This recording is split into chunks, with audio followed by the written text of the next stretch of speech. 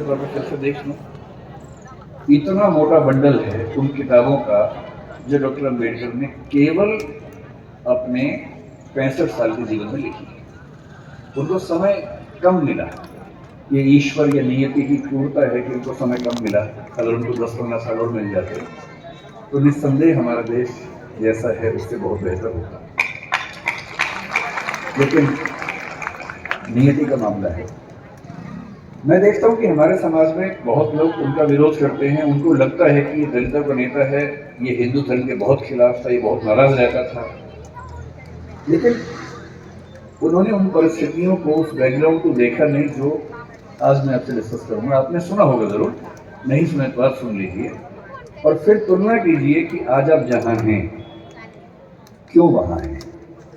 अगर अम्बेडकर साहब ना होते या ज्योतिबा फुले ना होते, उसके 500 साल पहले कबीरदास ना होते, उसके 2000 साल पहले बुद्ध ना होते, तो दरअसल हम वहां नहीं होते जहां हम बैठे। क्या उन्होंने क्या झेला अम्बेडकर जी ने? क्योंकि आप बच्चे हैं इसलिए मैं वही चीजें बताऊंगा जो आपको थोड़ा सुन के समझ में आएंगी और प्रेरणा मिलेगी। जब वो 6 साल के हुए, यही पैदा हुए, यही उनका घर है, मुझे बताया गया इसी घर में उनका जन्म हुआ। आप लोग कितने सौभाग्यशाली है कि आप यहाँ आते हैं। मैं तो पहली बार जीवन में आया हूँ।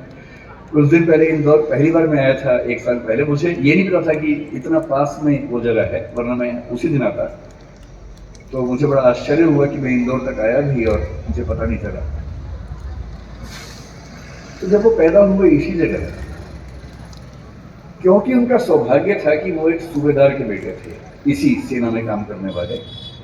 मुझे आज पता लगा कि MHOW क्यों कहते हैं, मिलिट्री हेडक्वार्टर्स ऑफ वार उसका नाम था। मैं परेशान था कि महू की स्पेलिंग MAHU क्यों नहीं है, MHOW क्यों है। तो आज पता लगा नहीं, वो एक एक्रोनिम है, उसके फुल फॉर्म एक है। वो जिस समाज में थे उस समाज के बच्चे स्कूल में नहीं पढ़ते थे, उनको पढ़ने की अनुमति नहीं थी। पर क्योंकि वो सूबेदार के बेटे थे, और सूबेदार एक कमीशन पद होता है सेना में, बड़ा पद होता है, तो इतना हो गया कि उनको स्कूल जाने का मौका मिल गया। पर उनकी माँ को, आदरणीय भीमाबाई जी को अच्छे से पता था कि जब बच्चा स्कूल जाएगा तो इससे सब बहुत बुरा बर्ताव होगा, जिसको आपकी भाषा में बुलिंग कहते हैं, आजकल के बच्चों की भाषा में बुलिंग कहते हैं, उसका खतरा था। और माताओं को, पिताओं को बहुत चिंता होती है कि हमारे बच्चे के साथ स्कूल में ज्यादती ना हो, बदतमीजी ना हो। कल को आप भी पेरेंट्स बनेंगे, आप भी इस दर्द से गुजरेंगे। ऐसे कई बच्चे होते हैं, कोई फिजिकली उतना ठीक नहीं है, कोई मेंटली उतना ठीक नहीं है। जब वो स्कूल जाते हैं बच्चे, एक तो पहले वो पीड़ित हैं, उसके बाद स्कूल के बाकी बच्चे उनका मजाक बनाते हैं, चिढ़ाते हैं।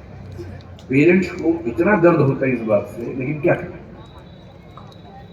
तो उनकी माता जी ने, भीमाबाई जी ने कहा कि देख बेटा स्कूल जा रहा है, पहले ही समझा रही हूँ, बहुत बुरे अनुभव होंगे, लड़ना मत, झगड़ना मत, विद्रोह करके छोड़ मत देना, क्योंकि पढ़ाई करोगे वो अकेला रास्ता है कि कुछ बड़ा कर पाओगे जीवन में, वरना कोई दूसरा रास्ता नहीं। इस बात को उस छोटे से बच्चे ने मन में बिठा लिया। वो स्कूल गया। उस स्कूल में पहली बार कोई ऐसा बच्चा आया था जो समाज के अछूत कहे जाने वाले समुदाय का हिस्सा था।